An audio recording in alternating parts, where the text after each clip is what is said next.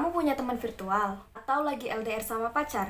Apakah kamu punya orang terdekat yang sering banget kamu hubungin? Kalau ada, itu artinya kamu sedang melakukan kegiatan komunikasi digital. Jadi, komunikasi digital itu adalah suatu proses penyampaian pesan melalui media elektronik. Contohnya, chatting, telepon, atau sekedar memberi likes di Instagram. Nah, kalau komunikasi digital itu terjadi di antara dua orang atau lebih yang memiliki ikatan perasaan yang kuat, seperti keluarga, pacar, teman, atau rekan kerja, itu disebut digital interpersonal communication atau komunikasi digital dalam hubungan interpersonal. Dalam komunikasi digital, pesan yang disampaikan itu cenderung berwujud pesan verbal, kayak lisan atau tulisan. Untuk pesan nonverbalnya itu bisa berupa gambar, tapi itu pun sedikit untuk menjelaskan isi pesan secara keseluruhan biasanya.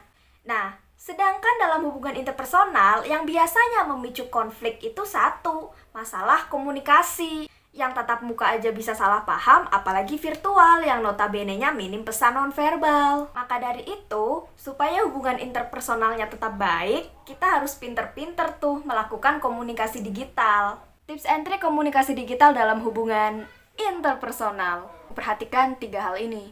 Yang pertama, isi pesan. Jadi isi pesan itu berkaitan sama tujuan melakukan komunikasi interpersonal itu sendiri. Tujuannya yaitu untuk memberi perhatian kepada seseorang. Isi pesan yang disampaikan itu biasanya berisi topik pembicaraan kayak keseharian, pekerjaan, dan lain-lain. Kemudian ada keterbukaan dan kejujuran kayak misalnya masalah keluarga atau masalah finansial.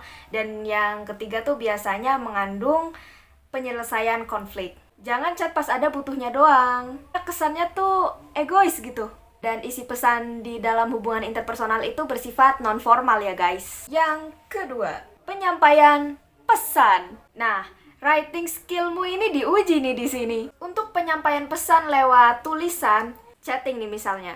Usahakan penyampaian informasinya jelas. Perhatikan tanda baca, itu penting. Jangan sampai miskom. Kayak gini nih. Apalagi kan sekarang beda penulisan, beda arti ya. Iya, ya, hanya 3, dan lain-lain dah. Sesuaikan dengan kondisi dan suasana komunikasi. Yang ketiga, konteks komunikasi. Ada 3 nih, ruang, waktu, nilai. Ruang merujuk pada gimana sih komunikasinya.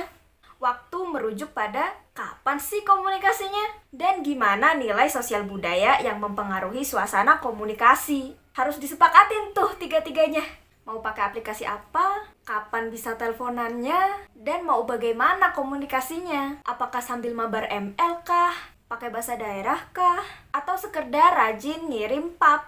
Itu tuh harus disepakatin semua tuh. Nah, kalau enggak, nantinya bisa menjadi gangguan atau noise yang kemudian akan berkembang menjadi konflik yang memungkinkan merenggangnya hubungan interpersonal. Nah, kurang lebih begitulah tips and trik supaya komunikasi digital kita itu worth it dalam hubungan interpersonal.